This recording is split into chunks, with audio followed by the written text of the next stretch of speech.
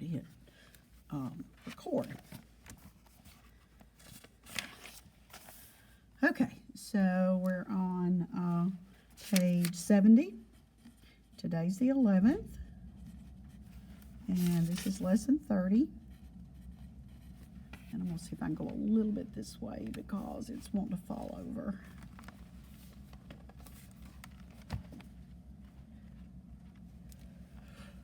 Oh, excuse me. Solve quadratic equations with quadratic formula. How do you know by looking at an equation that it's quadratic? What does it have? Has to have a what? You can either look at lesson 28 or you can look at 27, lesson 27. What do you have to have? What stands out that makes it a quadratic equation? It has a no, not a square root. It has a square in it, and it will have two solutions. So if we don't know what it looks like, we can't solve it to know how many answers it has. So standard form, or that's what I call it, is ax squared plus bx plus c equals 0. Now we've had some in lesson 27, I believe, before break, that we had to move some stuff over to put it in this form. We will do that on 31 on Wednesday. Today, everything you have is going to look like this. Well, I don't know if you know where formulas come from, but formulas come from mathematicians doing things over and over again. You know, I used the example of perimeter, but I probably should have used a better example last block, like the Pythagorean theorem. That's not something they just looked at a right triangle and go, oh, I think that leg squared plus leg squared is going to equal hypotenuse squared. They were doing arithmetic, they were doing some measurements and stuff, and then as it came over and over and over again, they said, look, there's this pattern. Formulas are patterns. Well, there's a method with solving quadratics called completing the square. And I like to show you the derivation of it. I'm not even going to do it in honors. You know, I have mixed emotions about that. But it's another method of solving quadratics. It's very messy. Okay. So the mathematicians were completing the square, and they do this and do this. And they say, well, I think we can come up with a formula for this. And they didn't name it after themselves. We call it the quadratic formula. And it's pretty involved, but it's not that hard. You just got to learn it. And it's one, depending on what your math career is going to extend on after high school and college, you may see it more and more and more. Like I said, I will give it to you on your calculator. You kind of got to interpret. You got to be able to know what it's doing. So what this formula does is it's going to take these numbers, A, B, and C. Now, and remember, A can't be 0. Now, B and C can be 0. I'm going to do one in just a minute where B is 0. And I could do one with C is 0 if I have time. We were running out of time as we were doing them. But it's going to use those numbers in this format. So it's all got to be on one side, and all the ones I give you. And they're going to find the two answers. Now recognize, your two answers may be, all of these were rational. You know, like, you remember our little diagram. You know, all of them in lesson 27 were in this category right here. They were all rational. And then in lesson 28, we did them that were irrational. Now, honors had this lesson today, and they've got some that actually have I's in them. We haven't done any with I's, but we are going to today. We're going to find some, and they're going to actually be written in that A plus BI form as we do them. So let's jump in. That's the best way to do it. So the first thing we want to know is, what does that quadratic formula look like? So whatever you're solving for, in this case we're solving for x. So x is equal to, now it's these three numbers. The first one is going to be, it's a numerator-denominator thing. The first one is going to be the opposite of b. Now some people call it negative b, and some people call it opposite b. And I'll write that over here in just a minute. So you need to put negative b plus or minus. Now, you remember we used plus or minus a couple of different places. When we had the ones on lesson 28, we used the plus or minus here, 2 answers, and then on 5 and 6, remember we used it right here. So that's how you get 2 answers, plus or minus, and then you're going to have a big radical, a big square root, and under that radical, you're going to have b squared minus 4 times a times c, and this whole thing has a denominator of 2a. Now, I have the derivation of it, and a lot of times in a college algebra class, they may even ask you to learn it. I won't say memorize it, but you just go through the process of where they got the formula.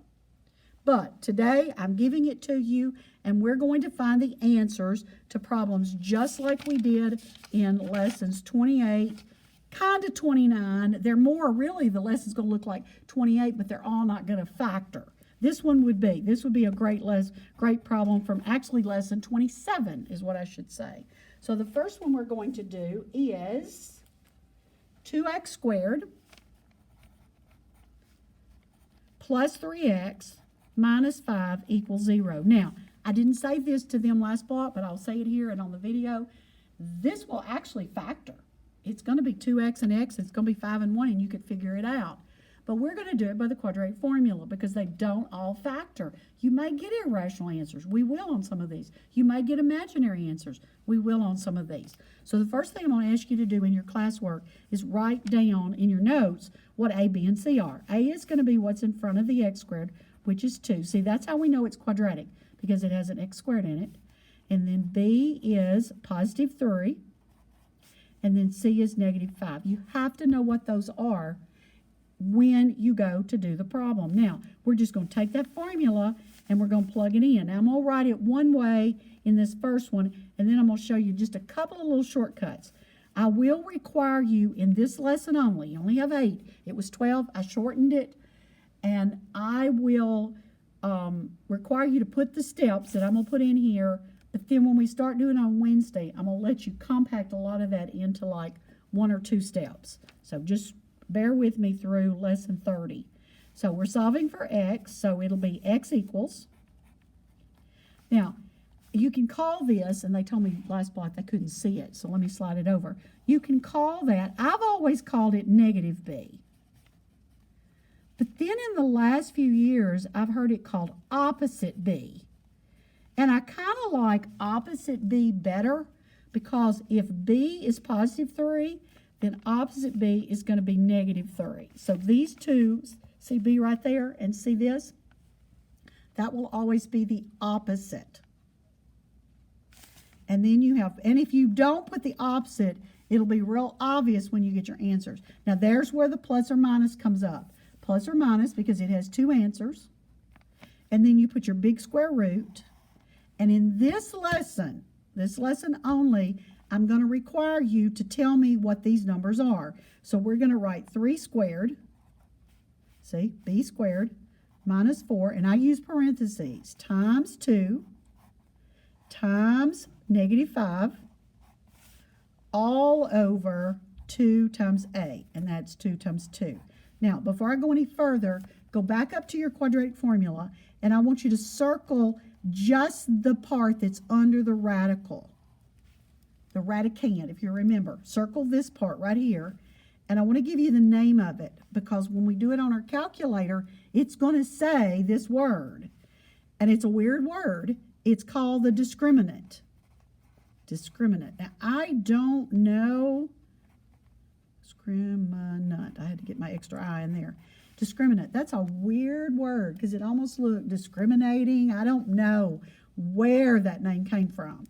But the number under the square root, not the square root itself, is the discriminant. And then, so that's what you're going to do for me. Now, on your paper, before you start typing, put negative 3, put plus or minus, put your big square root there. It doesn't have to be as big now.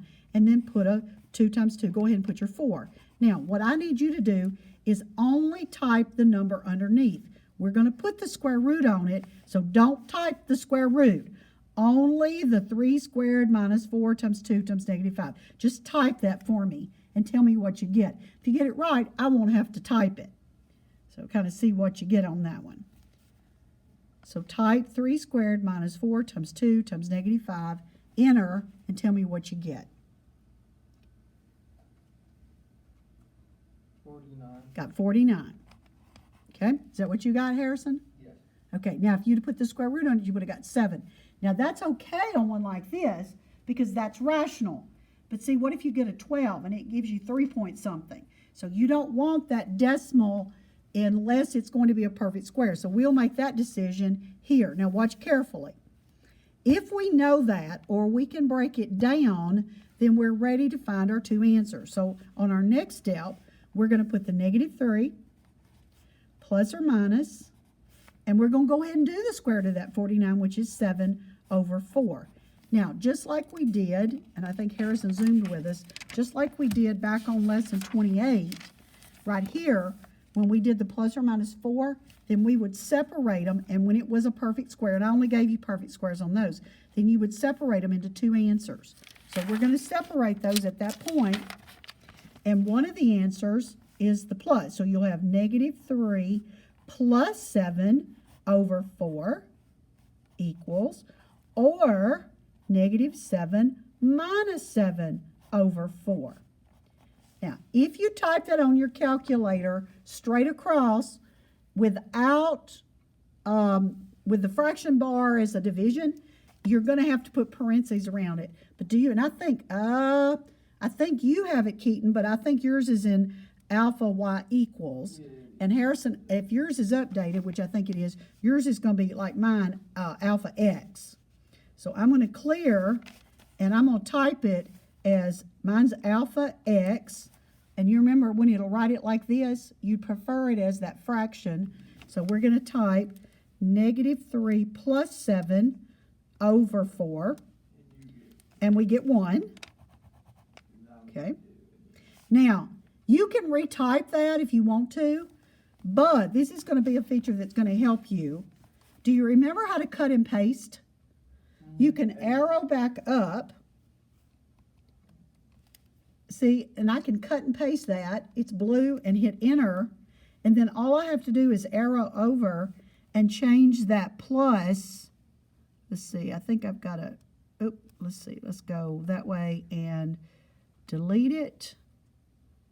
Let's see, clear. Oh, I didn't want all of it cleared, but that's okay. Negative 3 minus 7. I was just going to change the plus to a minus. So I think I just had to go to the right of it and back up. I just couldn't see it very well. Enter, and you get negative 5/2. Our calculator is going to give us the answers as fractions, not as negative 2.5. Negative 2.5 is correct, but when you start doing them with radicals and stuff, they're going to get very messy. Now, that's the easiest of the problems, when your answers are nice, rational answers. You have a few of those in your 8. They fall into this category right here.